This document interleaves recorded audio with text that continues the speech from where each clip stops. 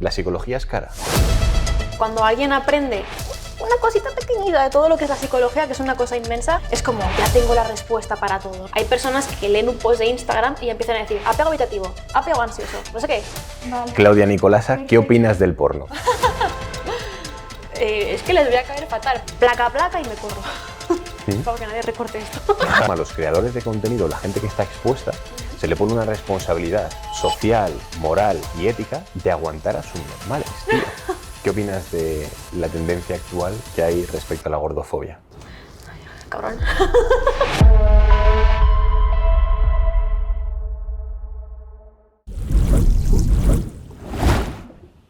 ¿Cómo te sientes al estar en un segundo episodio? Que no tienes a nadie más con quien hacerlo. Oh, shit. Esas han sido duras declaraciones, ¿eh? Bueno, a ver, Claudia, te cuento. El podcast se llama The Chilling, ¿vale? Entonces, yo, como buen profesional, no me he preparado absolutamente nada. O sea, tengo ciertas preguntas que hacerte, pero que me interesan. O sea, es decir, voy a ser bastante egoísta, ¿vale? Es decir... Para ti. Para mí. Para ti. Totalmente. Perfecto. Para mí. Que creo que pueden ser interesantes, ¿vale? Pero la idea es pues, que estemos chilling, haciendo honor, obviamente, al nombre. Y antes de empezar a preguntarte cosas, voy a hacerte la típica pregunta que odias y es: preséntate a la gente, que quien no conozca a Claudia sepan quién eres. Suele ser más bonito presentar tú al invitado. Ya, pero yo no soy así, de chilling. A tú, claro. Delegando, ¿no? Tú preséntate y luego yo te presento. Y luego yo digo para mí quién es Claudia. Eres, ¿no? No, lo que eres tú. Vale, para vale. mí. Perfecto. Venga. Pues yo soy Claudia Nicolasa, soy psicóloga, pero no soy la típica psicóloga que está en consulta recibiendo pacientes, también paso consulta, pero digamos que mi foco está más en la formación y en acercar la psicología a todo el mundo, porque creo que hay como malos conceptos de lo que es la psicología, se ve como algo aburrido, algo ñoño o algo como de para ayudar, escuchar a los demás, y es la hostia saber qué pasa en tu cabeza. Yo no sé cómo hay gente que no se lo pregunta, pero bueno. Entonces pues nada, esto es mi academia, Mindhunt Academy, estoy yo con unos cuantos psicólogos cracks, damos clases y ahora estamos abriendo Mindhunt Pro para formar a psicólogos con formaciones de verdad, porque bueno, ya sabemos que la universidad, bueno... Ahora hablaremos de ya eso. está. Vale. A ver, importante, no eres una psicóloga tradicional, lo primero porque tienes sofases todo guapos, eso todo hay que decirlo, o sea, es increíble. Lo segundo, porque hacéis formación que yo sé de primera mano que está muy pero que muy guapa y sobre todo muy actualizada. Y para presentarte, vamos a contar cómo nos conocimos. Que justo lo ha preguntado Shakira. Eso es, lo preguntó Shakira. ¿Tú cómo recuerdas ese momento? Yo lo recuerdo fortuito y... ¿Gratuito? Gratuito. Gratuita es la palabra, 100%. Vale, la cosa fue... pues yo te seguía en Instagram, año 2017, lo he mirado antes, 28 de diciembre, día de los Santos Inocentes. ¿Sería broma o no sería broma lo que te dije? No. No, ¿no? Vale. No, porque solamente no sabrías ni que ese día era el Día de los Inocentes. Seguramente, totalmente. Y te mandé un mensaje directo relacionado con tu cadera. Con mi pelvis. Con tu pelvis. En concreto, que no es lo mismo cadera es verdad. que pelvis. Totalmente. Sí. Y bueno, básicamente fue una contestación técnica desde el ámbito profesional, sí, siempre. Totalmente riguroso, acerca de que tenías una mala estabilidad lumbopélvica en... Sigo sin saber lo que es. Bueno, no te preocupes, luego te lo explico, porque es un podcast de chilling, no es biomecánica. Los vídeos de biomecánica los tenemos en otro lado. Y era básicamente, pues bueno, para que supieras que tenías esa mala estabilidad lumbopélvica. Y a partir de ahí, pues bueno, ya empezó nuestra historia. Y 2017, 2018, 2019... Bueno, 2018 podemos contar, porque el día 17, si es 28 de diciembre, pues tampoco tiene mucho sentido. Uf. Vale. ¿No? O sea, que entonces nos conocemos de hace... yo lo contaría desde el 2018. Vale. Vale, ok. 4 años. Eso es. Espera, no, 5. 5, eso Sumar es difícil. De puta madre. Entonces, yo quiero que me cuentes un poco cómo ha sido tu evolución, porque aunque en ese momento pues hablábamos, no nos llevábamos... Pero espera, antes de avanzar a eso, ¿es normal mandarle a alguien un mensaje sobre su pelvis y decir, hola, ¿qué tal? Soy esta persona. No, directamente, tu pelvis es inestable. ¿Cómo va eso? No es normal. Es como si yo cojo y le mando a alguien un mensaje, oye, te veo un poco inestable mentalmente. Sí, más o menos. Lo que pasa es que lo mío es menos dañino. La gente se lo suele tomar mejor porque es como, bueno, total, es mi pelvis, ¿sabes? Sí. Total, de la otra forma igual que generas un poquito de rechazo. Pero sí, la verdad es que suelo hacerlo bastante. ¿Sueles fijarte en la pelvis de la gente? Sí, en general, lo que viene a ser las diferentes articulaciones. Es lo que tiene la parte de biomecánica. Es como seguramente tú me habrás y habrás psicoanalizado a mogollón de peña. Claro. Que digas tú, este tío tiene ciertas tendencias, ¿no? Sí, de ese tipo. rasguitos. Eso es, vale. Conductillas. Cuéntanos entonces cómo ha sido tu evolución durante estos años. ¿Por qué empezaste la parte de psicología? Vale. ¿Qué tal tu experiencia, como hemos hablado, en la parte de formación? Y cómo Claudia, pues eso, empezó y cómo llega a este punto. Pues me ahogo. Wow, estaría feo. A ver, pues yo empecé en redes sociales, bueno, con el objetivo de tener redes sociales, o sea, pues como cualquier persona humana que tiene una red social y sube ahí pues lo que hace, ¿no? Entonces, en 2017 yo ya estaba graduada en psicología, pero digamos que yo estaba muy desencantada con la psicología. Cometí el error de confundir lo que es la psicología con la formación universitaria en psicología. Y igual que le ha pasado a mucha gente, pues entras en la carrera muy ilusionada y sales diciendo que te den por culo, ¿no? Entonces pues me fui al gimnasio y dije, bueno, pues voy a entrenar. Y nada, pues durante 2 años yo estaba mucho más enfocada en entrenar. También pues yo venía de problemáticas personales y el gimnasio me ayudó muchísimo a poner en orden mi cabeza, a adquirir disciplina, a saber lo que es cumplir objetivos, ganar autoestima. Podemos hablar también de eso, de cómo te beneficia. Y entonces pues nada, digamos que el fitness ocupaba una gran parte de mi vida, entonces mi contenido estaba un poco dirigido a ello, pero sin ningún fin de nada, ¿no? Simplemente compartía eso, yo mientras estaba estudiando un máster, tal, pascual, y nada, empecé en el fitness, la cosa se fue poniendo un poco más seria y como, bueno, pues empezó a llegar un poco más de gente a la cuenta y yo pensé, bueno, pues igual me tengo que dedicar a esto, ¿no? Pero en realidad me di cuenta de que la gente que me seguía valoraba mucho más cuando yo hablaba de cosas de psicología, aunque fueran relacionadas con el fitness, que cuando hablaba de fitness como tal, ¿no? Entonces dije, bueno, pues voy a tirar más por aquí, ¿no? Y bueno, pues una cosa llevó a la otra y realmente todo lo que he hecho nunca ha sido ni planeado ni deliberado. Yo el año pasado no sabía que tendría una academia de psicología, hace 2 años no sabría que me dedicaría a divulgar en internet, o sea, todo ha sido muy sobre la marcha, de una manera bastante natural, digamos. Vale. Y, o sea, en esa época y etapa del gimnasio, tú competiste. ¿Y qué tal la experiencia? Ya no solo, o sea, no digo la experiencia de competición, sino toda la parte de dificultad a nivel mental, que es una auténtica locura. De hecho, bueno, yo personalmente yo me planteé competir, de hecho lo dije públicamente, en plan, ahí todo motivado el tío, voy a competir, no sé qué, cuando 2 meses de preparación y dije, esto no es para mí. Sí, pero ¿sabes? Es que es como una tendencia que tengo, que es como, voy a decirlo y así me comprometo. Ha sido la única cosa que no he cumplido, porque no he tenido la capacidad mental de poder tener tanta disciplina 24/7, que a mí eso me parece una auténtica locura, porque la mayoría de los deportes, etcétera, es como, o muchas disciplinas, hostia, pues te demandan mucho de la parte de entreno, pero igual si descuidas un poco otra parte o por ejemplo tienes más parte social, pero cuando tú te metes en una competición o en un proceso de competición de culturismo o de cualquiera de esas vertientes, es que tu día es 100% a ello. Entonces, ¿tú cómo viviste eso? ¿Y crees que la moda de competir hace más mal que bien a nivel de salud o no? ¿Cuántas preguntas en una sola Sí. pregunta? Es que estamos de chilling, no está nada eso no planeado. es de chilling, ¿eh? Está... A ver, es muy jodida una preparación, o sea, creo que no voy a decir nada nuevo. La mía además fue especialmente jodida porque mi preparador, pues bueno, un poco regular la cosa. Estuve a 600 calorías, 2 horas y media de cardio, calambres, desmayitos, no poder dormir, Desmayitos. querer todo el día dormir y luego no poder dormir, muchísima ansiedad. Yo he llegado a estar llorando, entrenando de lo cansada que estaba, pero tío, lo cumplí todo 100%. ¿Y por qué? Lo cumplí todo. ¿Por qué? Pues yo tengo mucha disciplina, la verdad.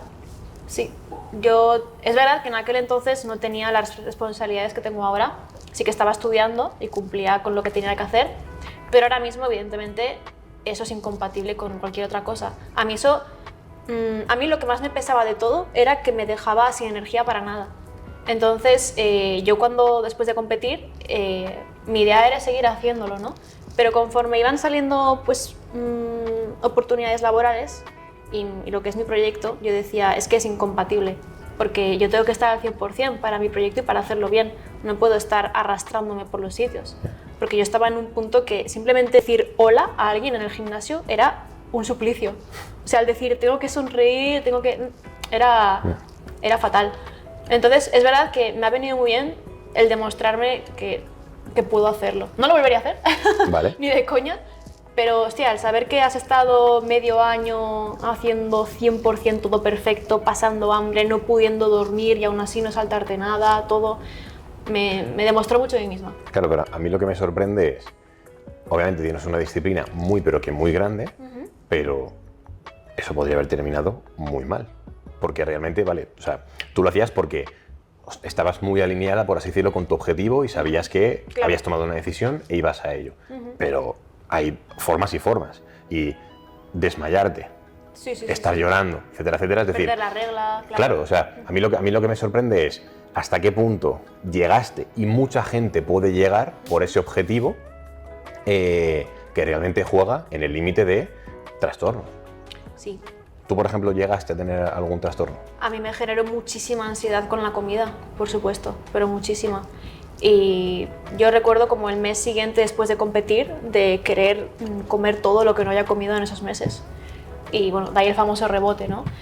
Lo bueno es que al yo estar formada en psicología pude identificar prontamente pues, determinados síntomas y supe cómo trabajarlo.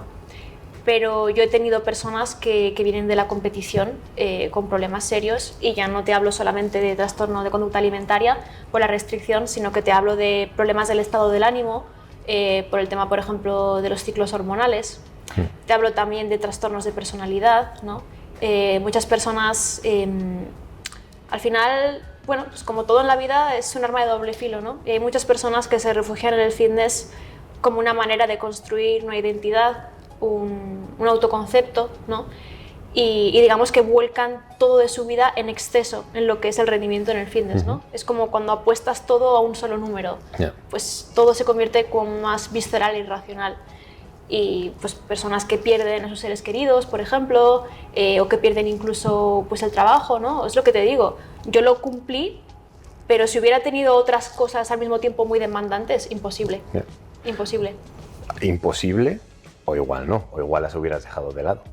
O sea, yo hablo del nivel de demanda que tengo ahora, quiero decir. Pero también es cierto que ahora te pilla en un punto en el que tú eres consciente de que si tienes que sopesar tu energía en diferentes puntos, pues lo vas a poner pues, en mejorar tu proyecto, en escalarlo, en dar trabajo a más gente, en llegar y formar a más gente, etcétera, etcétera. Claro. Pero porque ya has pasado por ello. Pero, por ejemplo, a mí, hay una cosa que creo que ocurre mucho y que creo que a la gente que nos está viendo le va a ayudar mucho, es que, también te digo, hablo desde no tener ni puta idea. Tú eres aquí la puta ama, ¿vale? Entonces tú me corriges, ¿vale? Y lo que yo he identificado es que mucha gente, incluso yo mismo, he cometido ese error, que es el de empezar un proceso con unas expectativas que, de forma lógica, sabes perfectamente que es imposible que la cumplas. Lo que pasa es que tienes un objetivo que te has puesto por normalizar un entorno que realmente es imposible que lo quieras. Por ejemplo, mucha gente, pues imagínate, ahora mismo está el boom de competir, ¿no? Pues, de repente ves a gente que dices, a ver, tienes 40 años, tienes 2 hijos, un trabajo, y te quieres poner a competir o quieres ponerte a estar en un 6% de grasa, es imposible. Entonces, con tu contexto, o bien te cargas a tus 2 hijos, cosa que creo que va a ser un poco complicado, sobre todo porque entonces vas a acabar en la cárcel, y en la cárcel no llegas al mínimo de proteína como para poder aumentar la masa muscular, y por lo tanto hay mucha gente que se frustra por eso, y de hecho a mí fue lo que me pasó. Entonces, ¿tú crees que hay una sobreexpectativa de los procesos dentro del fitness? Sobre expectativa no lo sé, quizás un punto de irrealidad, ¿no? A mí me ha pasado a veces de que me vengan chicas contándome, pues esta es mi situación actual y quiero competir. Y yo les digo, no te recomiendo para nada que lo hagas. porque, o sea, te diría que lo hicieras si tienes un entorno y un estado de tu vida tranquilo, sin grandes presiones, estreses o ansiedades, donde no vayas a perder por quitar el foco de eso, ¿no? Entonces sí que creo que hay bastante bajo punto de conciencia, porque pasa como con todo, que se muestra lo bonito, se muestra lo fácil, y alguien no te va a venir y te va a decir, pues mira, me ha pasado esto por estar compitiendo y dejarlo de lado, ¿no? De hecho, muchas veces, por la falacia del coste hundido que se llama, cuando una inversión que hemos hecho o una apuesta nos ha salido mal, a veces como cuesta tanto aceptar que la has cagado, te aferras aún más a ella, ¿no? Entonces, como por competir he perdido estas cosas, ¿no? Pues en vez de decir me he equivocado, es como, pues estas cosas me han fallado, así que me aferro aún más a seguir con esto. Pero lo que comentas a mí también me ha sucedido. O sea, yo cuando tomé esa decisión, ya no solo de no competir, sino de no exigirme tanto a nivel de entrenamientos perfectos, dieta perfecta y todo eso, había un poco una dualidad en mí. Una parte decía, jolín, qué floja eres, podrías también intentar hacer esto, ¿no? Y había otra parte que decía, pues igual puedes, sí, pero prefiero llegar hasta el final del camino yendo a 80 por hora que meterme un 150 por hora y acabar agotada, ¿no? Entonces, pues creo que a veces es cuestión de saber decir que no, respetarte y saber priorizar. Totalmente. Y ahora, cambiando de tema, te voy a hacer una pregunta muy directa, ¿vale? Me dicen que el pelo tal... Joder, es que claro, es que estás ahí guas. ¿Guas? Guas, en plan rollo... No sé, que el pelo hacía guas. Sí, es como la onomatopeya en mi cabeza es guas. Eso Perfecto. Es, 100%. ¿La psicología es cara o no lo es? ¿Un proceso terapéutico, dices? Sí. Sí, por supuesto. Además, sobre todo desde la visión que yo tengo de lo que es la psicología, ¿no? Muchas veces pasa que alguien te dice, pues que yo no me hace falta ir a terapia porque no tengo ningún problema, estoy bien, ¿no?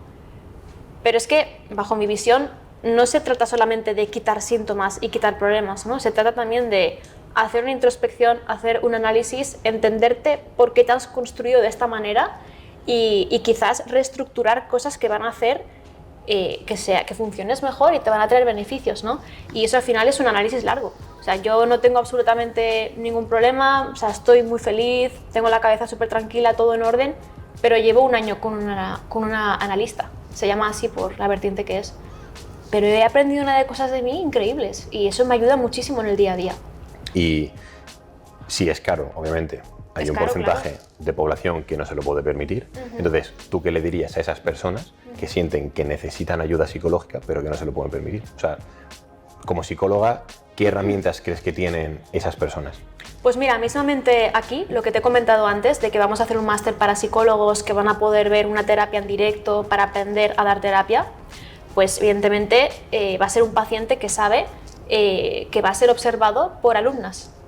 Entonces, este paciente, a cambio, digamos, de exponerse, primero recibe más feedback de más psicólogas, que siempre mola, ¿no? Totalmente. Que no solamente te vea un psicólogo, sino que haya más personas viendo tu caso y ayudándote. Pero aparte es que es un precio muy reducido, ¿no? Si una terapia, por ejemplo, con el psicólogo que va a estar cuesta 75, pues igual te va a costar 20 euros. Entonces, hay opciones, evidentemente, no sobran por ahí, ¿no? Claro. Pero siempre hay opciones. Entonces, yo también ha habido un momento en mi vida en el que no me podía permitir un analista como ahora, ¿no? Pero bueno, en cuanto he podido, lo he priorizado. ¿Y qué crees? Sí. Porque sé la ganancia que tiene. ¿Y qué crees que frena a la gente el ir al psicólogo? O por tu experiencia, ¿qué es lo que has visto? El motivo económico es importante, pero también te digo, hay muchas personas que te dicen que no pueden ir al psicólogo, pero luego no escatiman en pagarse el láser para quitarse los pelos o en salir o cosas así, ¿no? Siempre hay gente que aún así solamente gasta en lo básico, pero yo qué sé, tengo chicas en consulta que son estudiantes que lo que ganan es por dar clases particulares, por ejemplo, que ganan poquísimo y todo lo que ganan lo gastan en la terapia y en formarse. No hacen nada más. Entiendo que es una mierda y que todo el mundo quiere vivir, pero bueno, es una salida. ¿Qué más frena? Pues creo que ya no hay tanto prejuicio como antes de estás loco, vas al psicólogo, ¿no? Pero creo que lo que te he comentado, muchas personas creen que solo hay que ir al psicólogo cuando tienes un problema, pero no van simplemente diciendo, a lo mejor elijo mal pareja por algo, ¿no? Voy a leerme. a lo mejor no encuentro un entorno o a lo mejor no crezco laboralmente por algo, ¿no? No siempre son factores contextuales. Claro. Algo que, por ejemplo, a mí me causa mucha curiosidad es la necesidad que tiene la gente de etiquetarse para intentar dar respuesta a los problemas que tienen. Por ejemplo, ¿qué opinas de los eneatipos?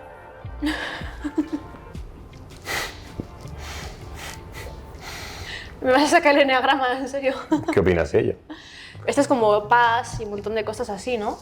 Esto sí que lo estoy observando mucho que ocurre últimamente, ¿no? Que cuando alguien aprende una cosita pequeñita de todo lo que es la psicología, que es una cosa inmensa, es como, ya tengo la respuesta para todo, ¿no? Y se pone a etiquetar a la gente, a explicarle, ¿no?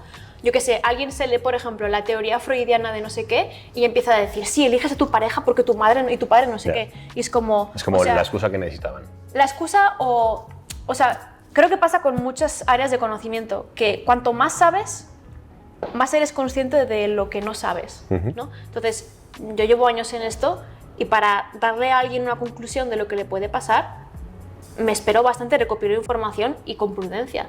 Hay personas que leen un post de Instagram y empiezan a decir apego habitativo, apego ansioso, no sé qué, no sé cuál, ¿no? Como yo con la pelvis. Por ejemplo. Entonces es como, joder, o sea, por un lado está guay informar, pero por otro lado se puede utilizar mal, ¿no? Entonces, ¿qué opino del eneagrama? Pues que es una clasificación de tipos de personalidad como 50 más que hay y ya está. Vale.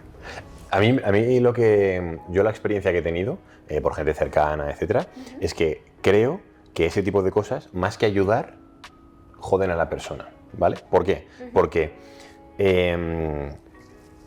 pues yo qué sé, mítico, encuentras una definición de ti y encuentras de alguna forma una respuesta a todo lo que te ocurre, ¿no? Y hay mucha gente que se excusa en eso, del palo de, joder, tío, es que sabes que soy de esta forma, es como trátame diferente por ser así o permíteme ciertas cosas. Entonces, ¿qué opinas? O sea, es como que tener esa información te sugestiona a no ser consciente de las cosas que tienes que mejorar y por lo tanto decidir como, bueno, pues yo soy así, ya lo sabes, ¿no? Soy tipo 4, yo qué sé. Entonces, sabes que los tipo 4 somos así. Soy Pokémon agua. Claro, entonces, ¿hasta qué punto la información puede joder a la persona a nivel psicológico y sugestionarle?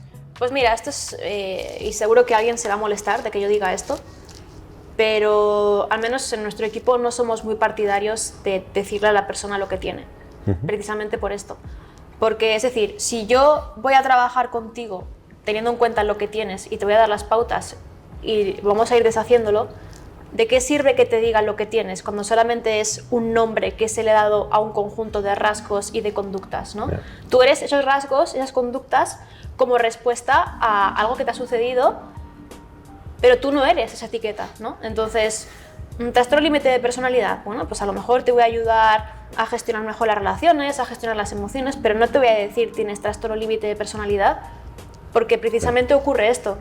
Hay personas que lo usan para excusarse, para no mejorar, pero hay otras personas que no es que se excusen, pero no les permite avanzar, porque ya es como que ellos mismos reproducen las conductas asociadas a la etiqueta, ¿no? Claro. Esto yo lo puedo decir que es verdad, porque de hecho yo estoy con Juan. Y con Juan Daniel. Eso es. Sí. Y a mí Juan nunca me ha dicho absolutamente nada. Me ha dado las herramientas, hemos estado hablando, me ha dicho, oye, intenta hacer esto, no sé cuándo está igual, que yo tampoco sé si me refiero. Obviamente, supongo que cada situación que yo le expongo, tanto a nivel personal como a nivel profesional, pues supongo que tendrá una definición, ¿no? Estás en este punto, te pasa esto, lo otro, pero eso sí que es cierto que él nunca me ha dado ese término, por así decirlo, ¿no? Es decir, yo nunca he tenido esa información para buscar en Google del palo de ¿qué es esto? ¿Por qué me pasa esto? ¿Sabes? Y eso, por ejemplo, me parece brutal. Y claro, como no lo tengo preparado, no sé qué más preguntarte. Pero, claro. No, bueno, hasta luego. No. Esto, claro, ¿ves? Es que se llama The Chilling. Demasiado chilling. Claro, demasiado chilling. No, la cosa, o sea, algo que me gustaría comentar es ¿qué opinas? Es un tema medianamente peliagudo, pero creo que va a estar guapo. Y además es un tema peliagudo y antes he dicho, bueno, me voy a meter en las historias de Claudia a ver qué ha puesto. ¡Ay, Dios mío! ¡No! Ibas a dar tu opinión, Justo eso. Pues vas a tener que dar tu opinión. Vale. Claudia Nicolasa, Perfecto. ¿Qué opinas del porno? Es que les voy a caer fatal, porque entre que digo que el fitness, qué mal. Luego les digo que etiquetas mal. Ahora Vale, siempre... bueno. Vale, perfecto. Es que es lo mismo. ¿La etiqueta es mala per se? No. ¿El fitness o la competición o una dieta estricta es malo per se? No. ¿El porno es malo per se? No. Pero un elemento comienza a ser malo cuando vemos que genera más consecuencias negativas que positivas, ¿no? Y en mi opinión, creo que es el caso del porno. De hecho, antes de ayer estuve con una sexóloga que lleva ya, tendrá sus 60 años, tiene un montón de experiencia, y ella me lo ha dicho, que es increíble la cantidad de casos que le están llegando últimamente de parejas que tienen problemas sexuales, disfunciones, por el consumo del porno, sobre todo por parte del hombre generalmente, que ha construido su sexualidad a raíz del porno, ¿no? O sea, estamos hablando de que en la sociedad ha llegado a un punto en el cual tu primer contacto con lo que es la sexualidad es ficticio. Totalmente. Y ya sabemos la importancia que tiene la información que recibimos en la construcción de nuestra psique. Entonces, si yo, encima cada vez es con menos años, o sea, salió un estudio el otro día que creo que los niños empiezan ya con 8 años a ver porno.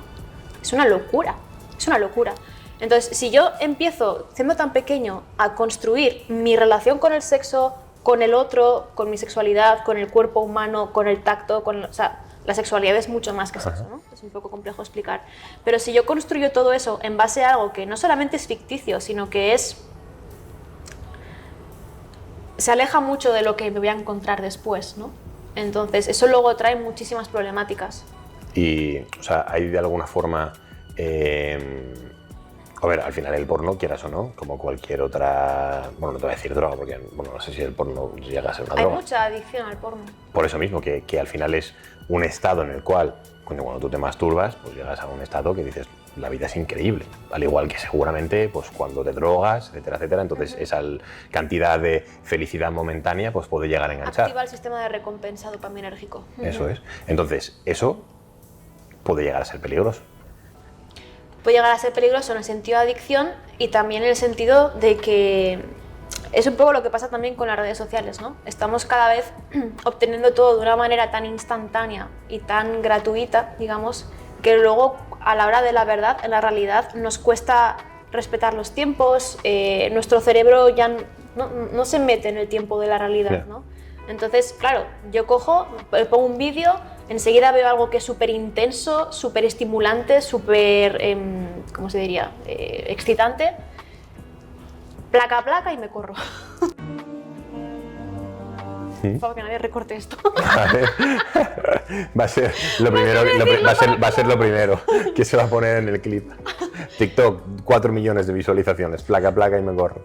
Y como cualquier adicción, evidentemente mi cerebro cada vez necesita una dosis más intensa o más alta para llegar al mismo estado. Entonces, lo que antes me satisfacía, que era igual ver a un tío y una tía haciéndolo, ahora me hace falta ver a 10 tías con unas tetas que van de aquí hasta la pared, con, yo qué sé, un gorila dando un tambor. O sea, es como que, de alguna forma, generas tolerancia a una situación normal, necesitas una situación más hardcore aún. Exacto. Como si fuera literalmente una droga. Claro, luego llegas con tu novia, que es una tía normal, que igual pues, puede estar buena, puede tener buen cuerpo, pero es una tía normal. Claro. Probablemente hagáis un sexo normal, no va a haber gorilas tocando el tambor. ¿Y qué pasa? A ver, es que claro, tener sexo rodeado de gorilas tocando el tambor, es que bien. Claudia, me estás, ¿sabes? No lo he hecho, pero ahora me gustaría hacerlo, ¿sabes? Muy bien. Totalmente, o sea, es en plan rollo tú 100%. Sí, no tengo ningún contacto de gorila que sepa tocar el tambor. No. Igual Shakira tiene alguno. ¿Tienes alguno? No. Vale, bueno. Si algún día lo tienes, pues nos lo pasas, ¿vale? Te puedo dar. Eso, entonces, ¿qué pasa? Pues que hay muchas personas que luego llegan a la realidad y no se pueden excitar, ¿no? Pues que eso pasa con el porno, pasa también con la comida, pasa con cualquier cosa. O sea, la gente hoy en día necesita una cantidad de estimulación para estar aquí presente que esto se nos va a la mierda. O sea, a mí me preocupa muchísimo. Yo cada vez estoy más amish. Sí, ¿no? Juro, sí. Está fuera de redes sociales. Sí, yo los uso para trabajar y poco más. Entonces yo creo que deberíamos todos en general hacer un poco de limpieza de estímulos y entender que no somos un ratón pulsando una tecla para recibir una recompensa, ¿no? Y acostumbrarnos a sentir intensidad con cosas normales. Y, por ejemplo, cuando tú entras en las redes sociales, ya a nivel profesional, de alguna forma has intentado que la gente no vea, bueno, al revés, perdón, que la gente vea esa realidad? ¿Qué realidad? La tuya. No entiendo la pregunta. Claro, por ejemplo, dices que en las redes sociales hay muchas cosas que tú entras en o sea, que tú lo ves, tienes mucha excitación por un lado, cosas guapísimas. Entonces, dentro de tu cuenta, por ejemplo, o tú como persona, ¿has intentado que la gente o que tu audiencia vea cómo es Claudia en el día a día? Creo que es una cuestión distinta, porque aquí no hablamos tanto de intensidad o estimulación, ¿Vale? sino que hablamos de qué muestras, ¿no?, en las redes. Y yo sí que antes mostraba más mi yo en el día a día, pero es verdad que he sufrido un poco las consecuencias de exponerte y ahora mismo no me apetece pagar la factura de exponerte. Entonces, pues, más contenido profesional que personal, digamos. Me encantaría, porque a mí me gusta mucho compartir, yo disfrutaba muchísimo hablando pues, de mis aprendizajes, mis experiencias, viendo que a muchas personas les ayudaba, pero al final también uno tiene que protegerse a veces, ¿no? No sé tú cómo llevas eso. Tú tampoco subes mucho. Yo no subo cosas muchas personales. cosas a nivel personal, por una sencilla razón, porque me paso todo el puto día currando, O la sea, no realidad. tienes vida, ¿no? A ver, bueno, tengo vida, pero me refiero, Broma. es como que al final, cuando quedo con mis padres, cuando quedo con mis amigos, etcétera, etcétera, pues intento meterme en mi burbuja, al igual que cuando estoy currando intento meterme en mi Disociar un burbuja, poco. totalmente. Entiendo. Entonces intento que, o sea, no pasa nada, pues yo qué sé, por subir de repente una historia con mi padre o lo que sea, tal y cual, pero intento centrarme en ese momento. Cuando estoy currando a niveles insospechados, no me llames porque estoy currando. Cuando estoy con mis padres o cuando estoy con mis colegas, que no me llamen del curro porque estoy con mis colegas y Muy bien. a eso, por ejemplo, antes me costaba mucho más y gracias a Juan lo he conseguido hacer. Juan es Juan Daniel, eso uno de nuestros psicólogos, Eso un es, crack. totalmente es el puto. Que de hecho viene dentro de poco al De evento puta madre. Autoestima. Yes. Sí. Ahí estaré. ¿Vas a ir? Supongo, si va Juan, me pasaré a verle, ¿no? ¿O qué? Chupi. ¿Tú me invitas? Sí. Ah, vale, genial. Te invito. Pero no habrá cosas de Barbie, ¿eh? Bueno. Igual me meto alguna cosa de Barbie, ¿eh? Eso, si os quedáis hasta el final del episodio, entenderéis el porqué. Pero una cosa que sí que me ha pasado y que te lo quería preguntar es... Bueno, voy a ponerlo un poco en contexto, ¿vale? Vale. Por ejemplo, gente, yo no me considero para nada ni grande ni relevante en el sector ni tal cual. Yo me considero y tengo claro que si yo mañana desaparezco, se acuerdan 4, eres relevante en el momento en el que estás, pero realmente, como mucho, te guardarán cariño unos cuantos, pero que la vida sigue para todo el mundo y para ti si el día de mañana te piras. Entonces esa parte considero que la tengo bastante aterrizada. Aterrizada. Totalmente. Pero Buena palabra. sí que veo que de alguna forma los creadores de contenido, la gente que está expuesta, se le pone una responsabilidad social, moral y ética de aguantar a subnormales, tío. Y eso me parece que es un problema muy grande, porque muchas veces la gente habla de salud mental, Ya. pero no se dan cuenta de que están haciendo todo lo contrario por esas personas. Por ejemplo, seguramente a ti te haya pasado, 100%, que es la mítica de subes un vídeo, lo que sea, tal y cual, y de repente llega alguien y te comenta de mala manera. Y tú le respondes de mala manera, tío. Porque a mí me sale responderle de mala manera, porque yo no tengo que demostrarle absolutamente nada a nadie y que si vienes aquí a tocarme los cojones a mi casa, pues ¿qué quieres? ¿Que encima te invite a pasar un café? Pues no, tío, te digo, tú eres tonto, ¿qué te pasa? En plan, rollo, tienes un problema, trátalo, porque no entiendo qué haces con 44 años y con 3 hijos comentándome esto por un remo y por un dorsal ancho que realmente te la pela. ¿Sabes a lo que me refiero? Entonces, muchas veces es como la respuesta de, oye, pero al final te estás exponiendo, tienes que ser consciente. ¿Tú qué opinas de eso? Creo que eso es como si yo voy a una cafetería, me pongo a insultar a la camarera y le digo, bueno, es que tú al ponerte de camarera tienes que entender que estás expuesta al público, en atención al público y tienes que aguantar esto, ¿no? ¿Y tú eso cómo lo llevas? Yo afortunadamente no suelo tener así comentarios agresivos y tal. Mi protocolo es, primero, intento dar una oportunidad a la persona, ¿no? Si alguien viene comentándome de malas, yo suelo contestarle como intentando, ¿cómo decirlo? Hacerle entrar en razón, ¿no? Y si veo que de nuevo comenta mal, la bloqueo. Ese es mi protocolo. No quiero generar malas cosas dentro de mí, ¿no? Yo creo que todos en algún momento en la vida hemos podido ser esa persona de alguna manera igual no en redes, pero todos en algún momento Sí, totalmente. hemos experimentado lo que es tener un mal día, ¿no? Y que alguien te hable y contestarle mal, ¿no? Sí. Intento pensar, empatizar con ese estado y decir, bueno, pues es una persona que probablemente no esté bien y me ha tocado a mí, ¿no? Aguantar eso. Entonces voy a intentar no alimentar ese mal sentimiento suyo y decirle, oye, mira, no hace falta que hagas esto, aquí no es, ¿no? Y si siguen igual, pues ya sí les bloqueo porque no soy un punching ball, ¿no? ¿Se llama así, punching ball? Sí. Vale. Literal. Perfecto. Yo bloqueo directamente. O sea, yo, por ejemplo, percibí que me afectaba más de lo normal eso y yo dije, mira, pues ya está, yo no voy a entrar en movidas y bloqueo del tirón. Y Está bien eso. vamos a entrar en un tema polémico. Hasta ahora no ha sido nada polémico, ¿no? Bueno, pero sí. ¿Tú dirías que está siendo un podcast polémico? Por ahora. Por ahora no. Es que estoy acostumbrada a hablar de temas que son como muy, ¿sabes? Muy tabú. No, o sea, quiero decir, al revés. Estoy Ah. acostumbrada a hablar de cosas que es como, esto es así y ya está, ¿sabes? Vale. No entro, nunca opino en el Vale. contenido, la verdad. Bueno. Pero quiero saber qué opinas, Shakira, del porno.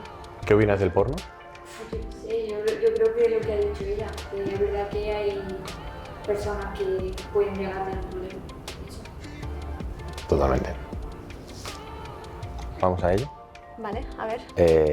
¿Qué opinas de la tendencia actual que hay respecto a la gordofobia? Ajá. Ay, cabrón.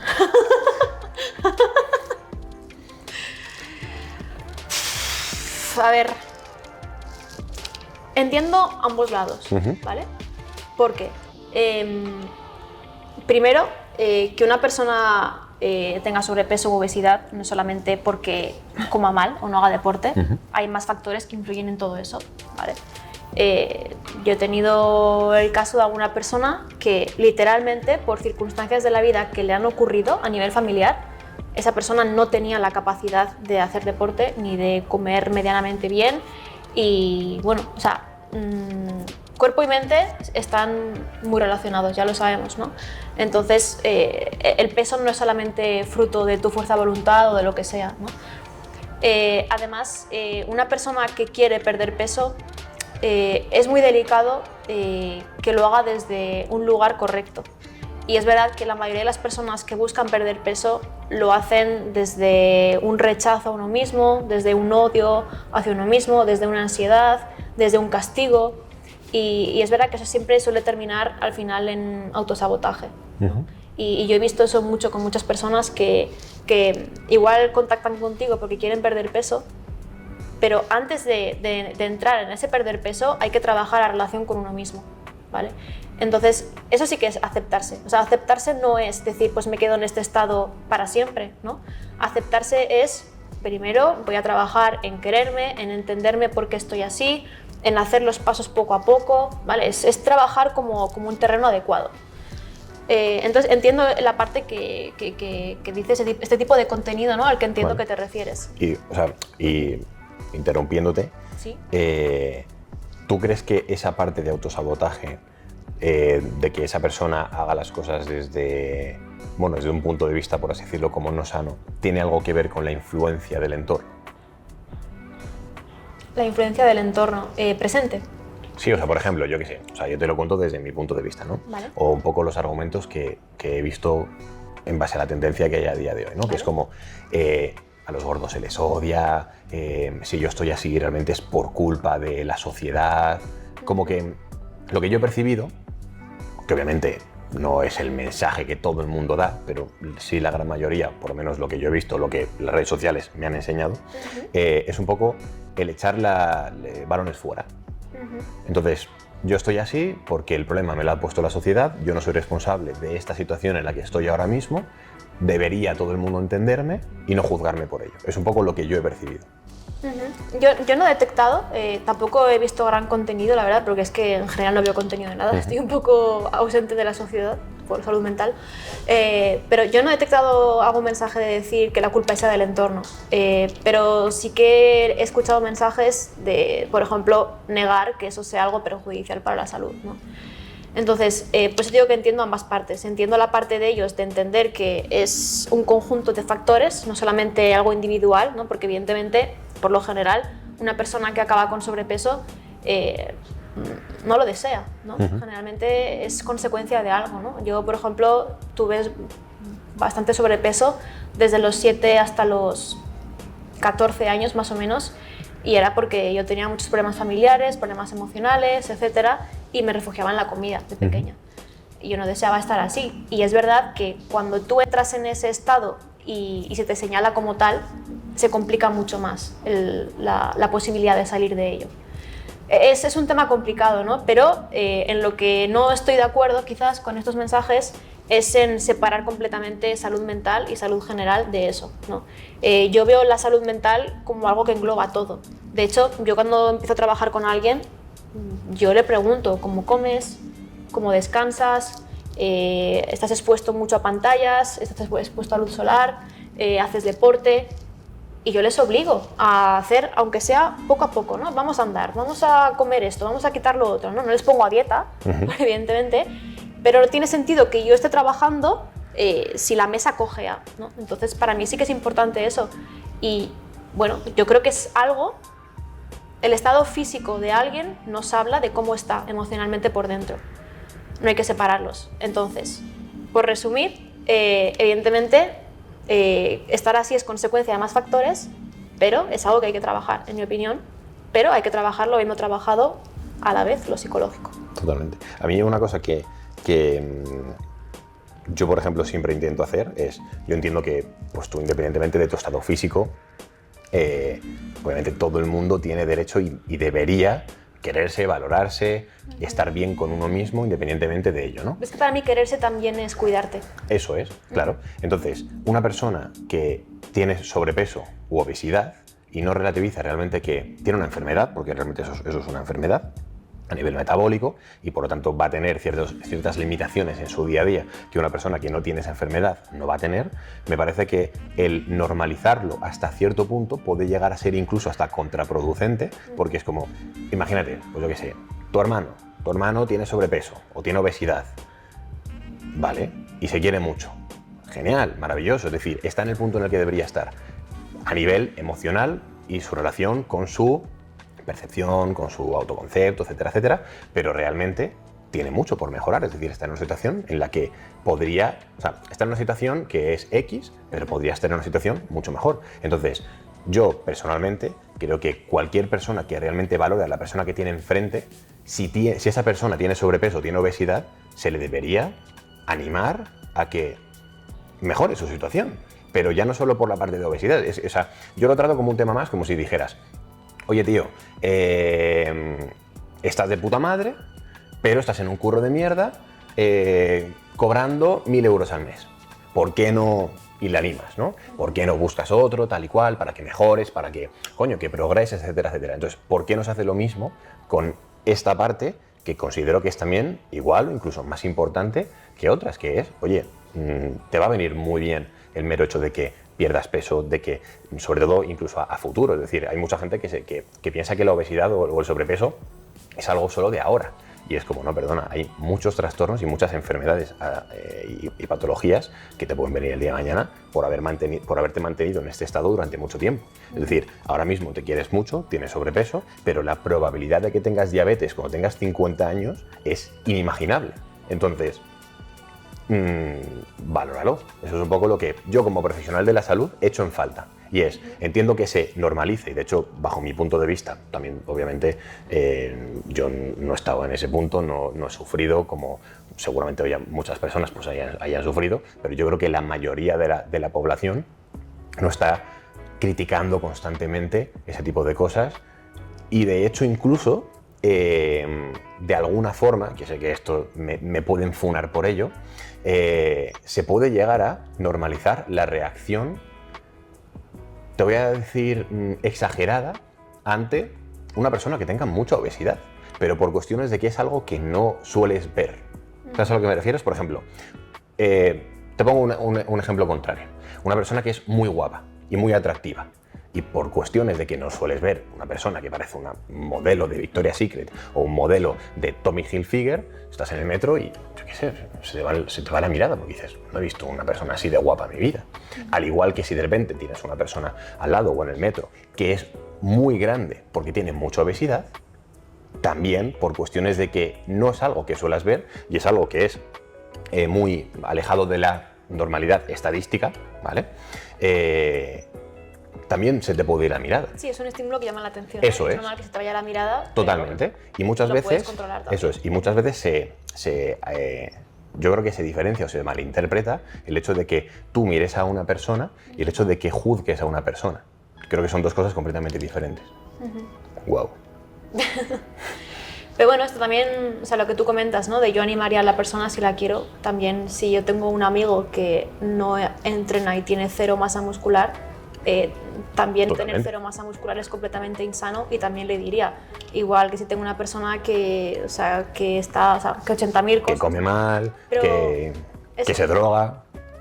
Entonces, entiendo el punto que tú comentas y también entiendo el punto de ellos porque sí que es verdad que al final al ser algo físico y que destaca tanto y que culturalmente siempre se ha como utilizado como insulto, pues es verdad que lo que comentábamos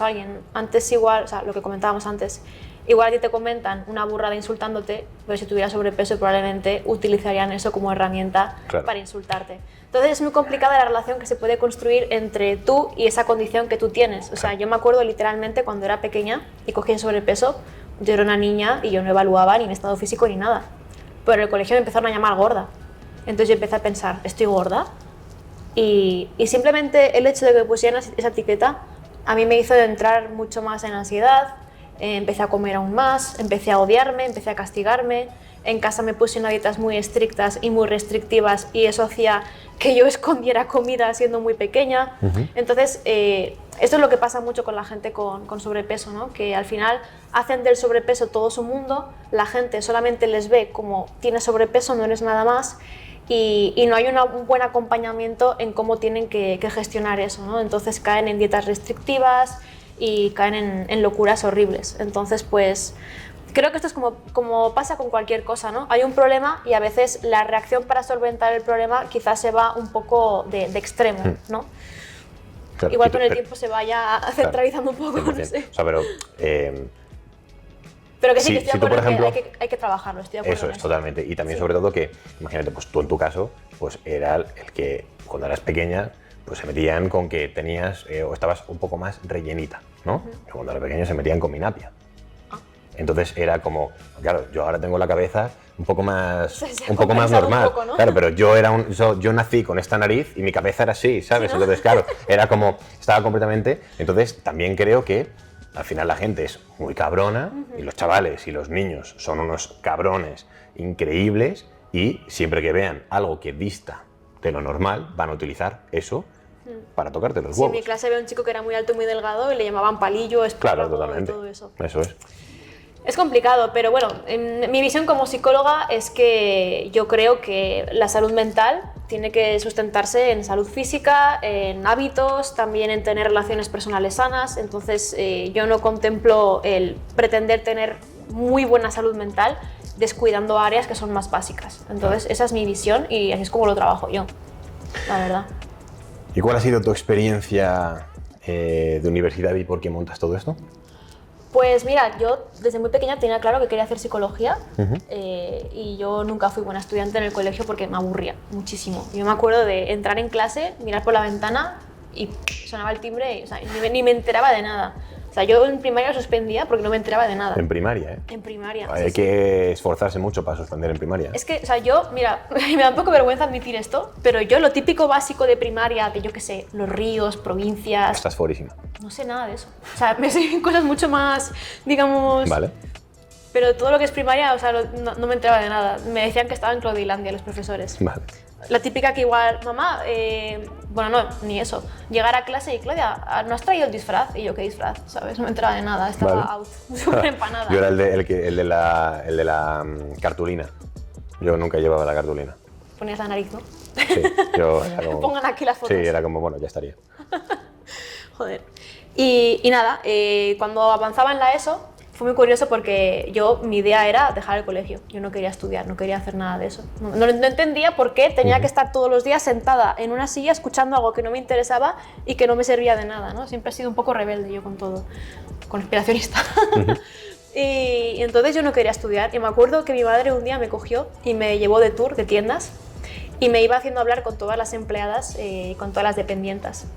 Y les preguntaba, ¿cuánto trabajas? ¿Cuánto cobras? ¿Y eres feliz? No sé qué, no sé cuál. Y todas me decían, estudia, estudia, porque yo no estudié y me arrepiento muchísimo, ¿no? Como que me hizo un tour para meterme miedo de que si no estudiaba acabaría fatal, ¿no? Que igualmente luego mucha gente estudia y no sirve de nada, ¿no? Pero bueno, paradigma padre tal, ¿no? Vale.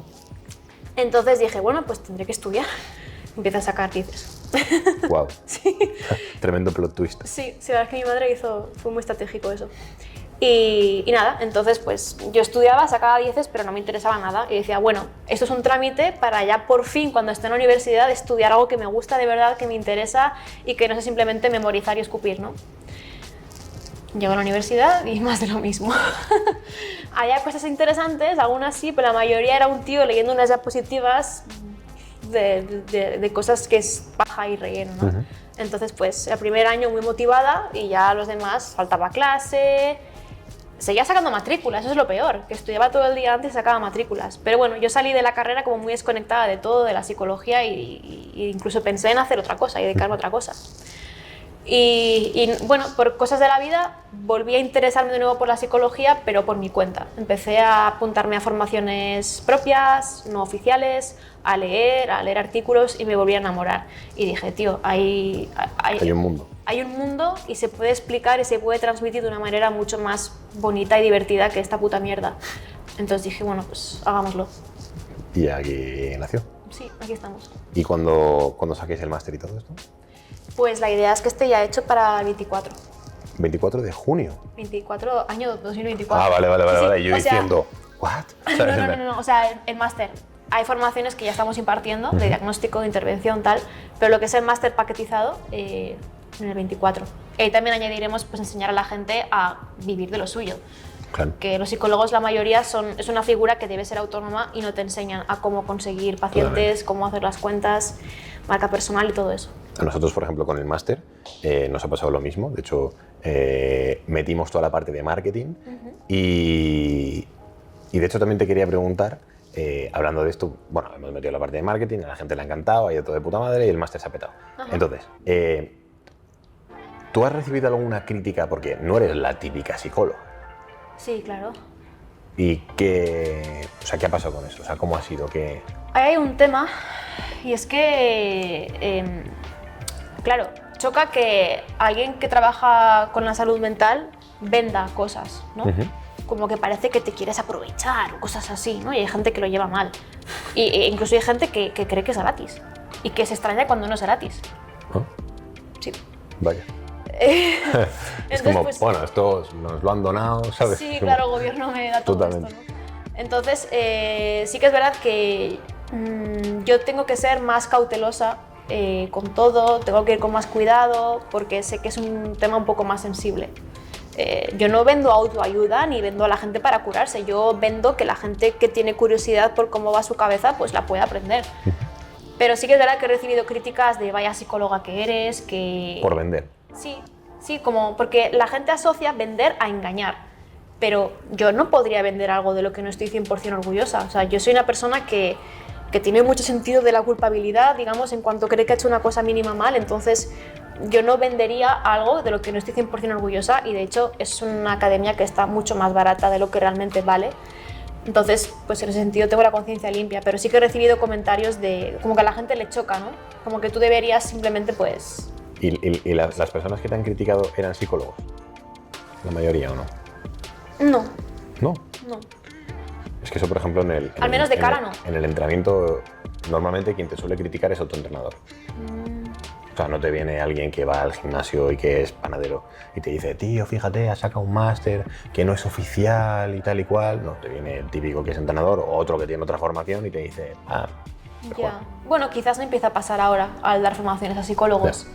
No lo sé, no, o sea, tampoco sé de quién vienen las críticas, ¿no? Tú ves un nombre de usuario, pero no sabes si es igual el camionero que acaba de pasar por la carretera o es tu madre, ¿sabes? No creo que sea mi madre, pero... Estaría feo.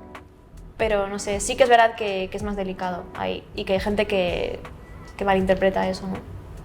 Como que haces algo malo. Sí. Bueno, pues, ¿qué tal has estado? ¿Has estado de chilling? ¿Sí? Pues ya hemos terminado. Muy bien. ¿Quieres decirles algo a la gente? ¿Quieres despedirte?